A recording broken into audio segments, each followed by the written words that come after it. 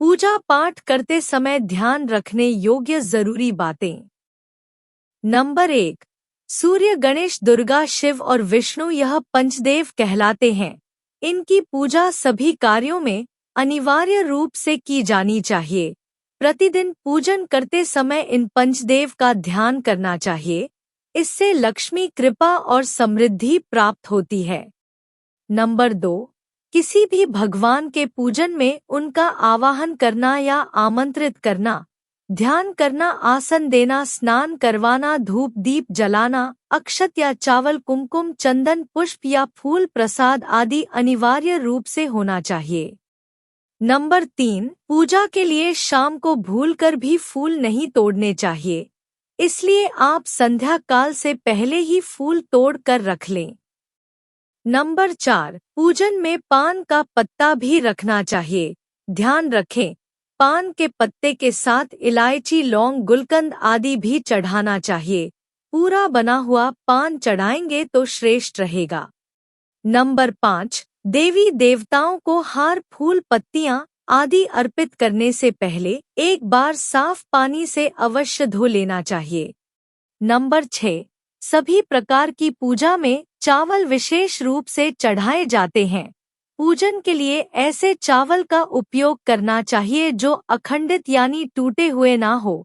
चावल चढ़ाने से पहले इन्हें हल्दी से पीला करना बहुत शुभ माना गया है। इसके लिए थोड़े से पानी में हल्दी घोल लें और उस घोल में चावल को डुबोकर पीला किया जा सकता है। नंबर 7। पूजन कर्म में इस बात का विशेष ध्यान रखें कि पूजा के बीच में दीपक बुझना नहीं चाहिए। ऐसा होने पर पूजा का पूर्ण फल प्राप्त नहीं हो पाता है। नंबर 8। भगवान विष्णु को प्रसन्न करने के लिए पीले रंग का रेशमी कपड़ा चढ़ाना चाहिए। माता दुर्गा, सूर्यदेव व श्री गणेश को प्रसन्न करने के लिए लाल रंग का, भगवान शिव को प्रसन्न करने के लिए सफेद वस्त्र अर्पित करना चाहिए। नंबर 9। किसी भी प्रकार के पूजन में कुल देवता, कुलदेवी, घर के वास्तु देवता, ग्राम देवता आदि का ध्यान करना भी आवश्यक है। इन सभी का पूजन भी करना चाहिए। नंबर 10। दीपक हमेशा भगवान की प्रतिमा के ठीक सामने ही लगाना चाहिए। कभी कभी भगवान की प्रतिमा के सामने दीपक न लगाकर इधर उधर लगा दिया जाता है, जबकि यह सही नहीं है। नंबर 11। घी के दीपक के लिए सफेद रुई की बत्ती का ही उपयोग किया जाना चाहिए, जबकि तेल के दीपक के लिए लाल धागे की बत्ती श्रेष्ठ बताई गई है। नंबर 12। पूजन में हम जिस आसन पर बैठते हैं उसे पैरों से इधर उधर खिसकाना नहीं चाहिए। आसन को हाथों से ही खिसका चाहिए। नंबर 13। यदि आप प्रतिदिन घी का एक दीपक भी घर में जलाएंगे तो घर के कई वास्तु दोष भी दूर हो जाएंगे। नंबर 14। पूजा करते समय हमें इस बात का ध्यान रखना चाहिए कि कौन से भगवान को कौन सी चीज अर्पित करना वर्जित माना गया है। जैसे भगवान शिव को तुलसी, हल्दी और कुमकुम आदि नहीं अर्पित किए जाते हैं, ऐसे ही सूर्य देव को अगस्त्य के फूल और गणेश जी को तुलसी नहीं अर्पित की जाती है। नंबर 15। तुलसी के पत्तों को 11 दिनों तक बासी नहीं माना जाता है। इसकी पत्तियों पर हर रोज जल छिड़ककर पुनः भगवान को अर्पित किया जा सकता है। तुलसी के पत्तों को बिना स्नान किए नहीं तोड़ना चाहिए। शास्त्रों के अनुसार यदि कोई व्यक्ति बिना नहाए ही तुलसी के पत्तों को तोड़ता है तो पूजन में ऐसे पत्ते भगवान द्वारा स्वीकार नहीं किए जाते। नंबर 16। पूजन में कभी भी खंडित दीपक नहीं जलाना चाहिए। धार्मिक कार्यों में खंडित सामग्री शुभ नहीं मानी जाती है। नंबर 17। शिवजी को बेल पत्र अवश्य चढ़ाएं और किसी भी पूजा में मनोकामना की सफलता के लिए अपनी इच्छा के अनुसार भगवान को दक्षिणा अवश्य चढ़ा चाहिए। दक्षिणा अर्पित करते समय अपने दोषों को छोड़ने का संकल्प लेना चाहिए। दोषों को जल्दी से जल्दी छोड़ने पर मनोकामनाएं अवश्य पूर्ण होंगी। नंबर 18। जल, दूध, दही, घी आदि में अंगुली नहीं डालना चाहिए। इन्हें लोटा, चम्मच आदि से लेना चाहिए, क्योंकि नख स्पर्श से वस्तु अपवित्र हो जाती है, अतः यह वस्तुएं देव पूजा के योग्य नहीं रहती है। नंबर 19, भगवान सूर्य की 7, श्री गणेश की 3, विष्णु जी की 4 और शिव जी की आधी परिक्रमा करनी चाहिए। नंबर 20, घर में या मंदिर में जब भी कोई विशेष पूजा करें तो अपने इष्टदेव के साथ ही स्वस्तिक कलश, नवग्रह देवता, पंच लोकपाल, षोडश मातृका, सप्त मातृका आवश्यक रूप से स्थापित किया जाना चाहिए। इन सभी की पूरी जानकारी किसी ब्राह्मण पंडित से प्राप्त की जा सकती है। विशेष पूजन पंडित की मदद से ही करवानी चाहिए ताकि पूजा विधिवत हो सके। नंबर 21, घर में पूजन स्थल के ऊपर कोई कबाड़ या भारी चीज न रखें। नंबर 22, भगवान शिव को हल्दी नहीं चढ़ाना चाहिए और ही शंख से जल चढ़ाना चाहिए।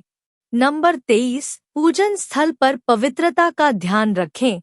चप्पल पहनकर कोई मंदिर तक नहीं जाना चाहिए। चमड़े का बेट या पर्स अपने पास रखकर पूजा न करें। पूजन स्थल पर कचरा इत्यादि न जमा हो पाएं। नंबर 24, मंदिर में लगे सूखे हार फूल हटा देने चाहिए। नंबर 25, हमेशा भगवान श्री गणेश की आराधना से पूजा प्रारंभ करें। श्री गणेश को तुलसी दल चढ़ाने से बचे। भगवान गणेश को तुल दल चढ़ाने से दोष लगता है।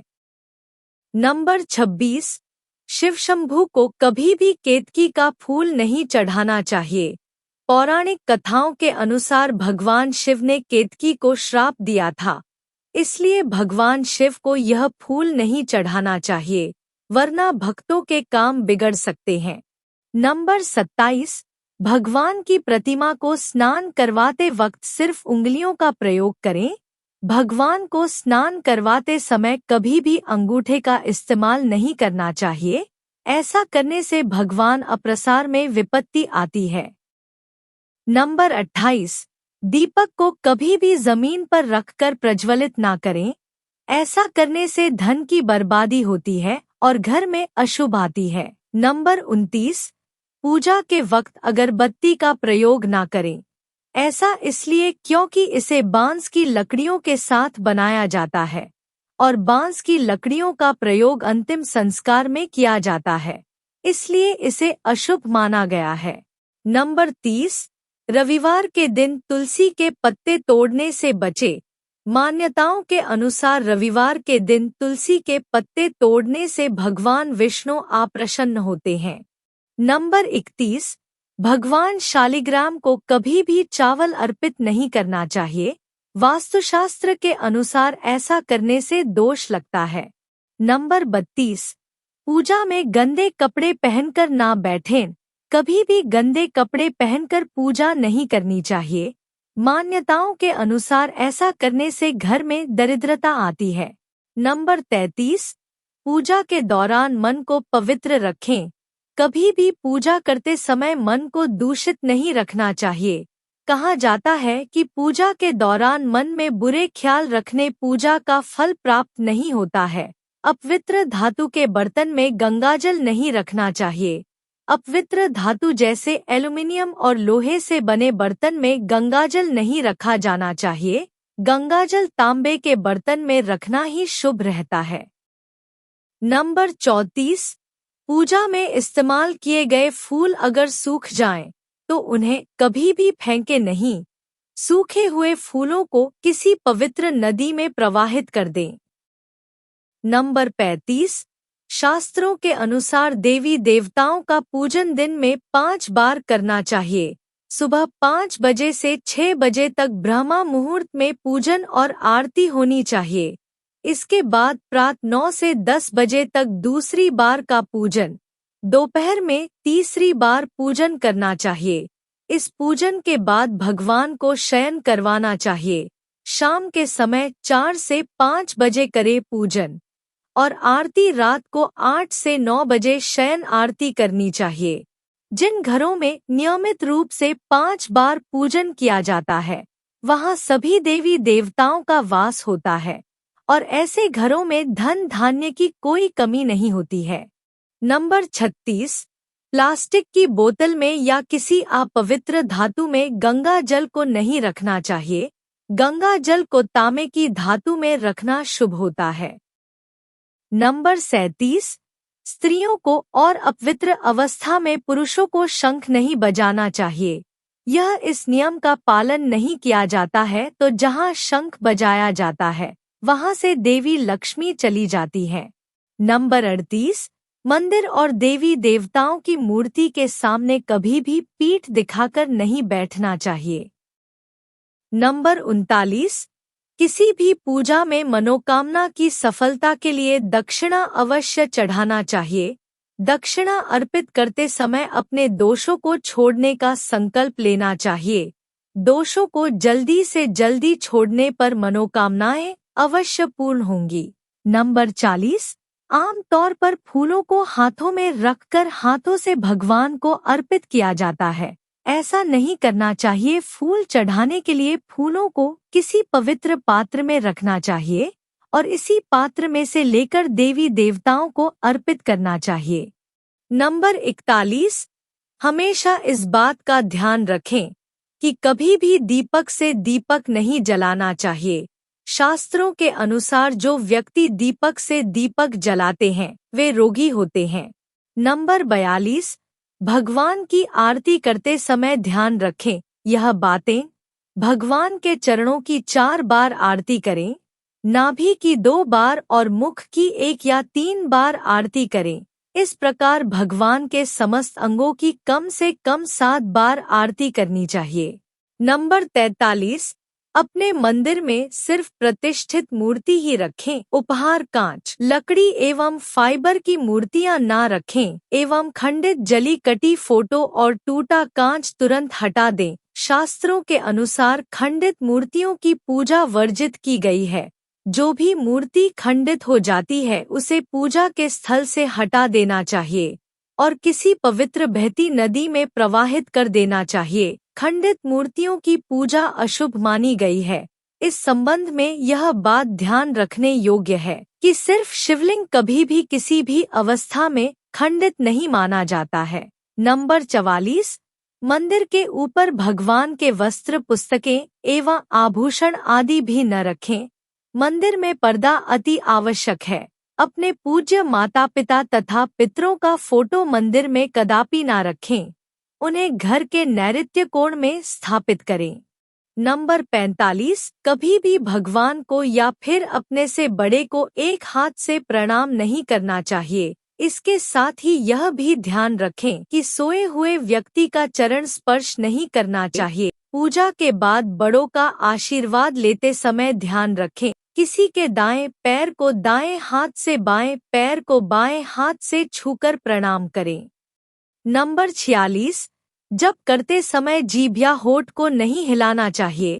इसे उपांशु जप कहते हैं। इसका फल सगुना प्राप्त होता है। माला जप करते समय दाएं हाथ को कपड़े या गौमुखी से ढककर रखना चाहिए। जप के बाद आसन के नीचे की भूमि को स्पर्श कर नेत्रों से लगाना चाहिए। इससे आपको जप के पूर्ण फल की प्राप्ति होती है। नंबर 47, शास्त्रों के अनुसार घर में पूजा करने का स्थान ईशान कोण में होना चाहिए। उत्तर दिशा और पूर्व दिशा के बीच का भाग ईशान कोण होता है। ईशान कोण को शुभ कार्यों के लिए सबसे उत्तम दिशा माना गया है। इस दिशा में पूजा के मंदिर को स्थापित करें। यदि किसी कारणवश ऐसा ना भी कर पाएं, तो भूलकर भी घर के ईशान कोण में गंदगी जमा न होने दें। वह घर के इस हिस्से को सदा पवित्र रखें। ईशान कोण के अतिरिक्त पूर्व दिशा भी पूजा स्थान के लिए श्री मानी जाती है। इसलिए आप घर में ईशान कोण व पूर्व दिशा दोनों में से जहां भी सुविधाजनक रूप से पूजा स्थल की स्थापना कर सकें। नंबर 48, पूजा स्थल में गणेश जी की स्थापना अवश्य करें। इसके लिए एक सुपारी पर लाल धागे मौली को लपेट लें और कुमकुम से तिलक कर एक कटोरी में थोड़े चावल रखकर स्थापित करें। नंबर 49, पूजा स्थल में एक कोने में बंद पात्र में गंगाजल अवश्य रखना चाहिए। एक तांबे के छोटे से लोटे में जल को पूजा स्थल में अवश्य रखना चाहिए। प्रतिदिन इस पात्र का जल बदलना चाहिए। वह पुराने जल को पीपल के पेड़ या तुलसी के पौधे में डाल सकते हैं। नंबर 50, पूजा के स्थान में एक देव की सिर्फ एक ही प्रतिमा रखें। यदि आपके पास एक देव की एक से अधिक प्रतिमा पूजा स्थल में है, तो उन्हें घर में कहीं भी दीवार आदि पर लगा सकते हैं, किंतु पूजा स्थल में एक देव की एक ही प्रतिमा रखें।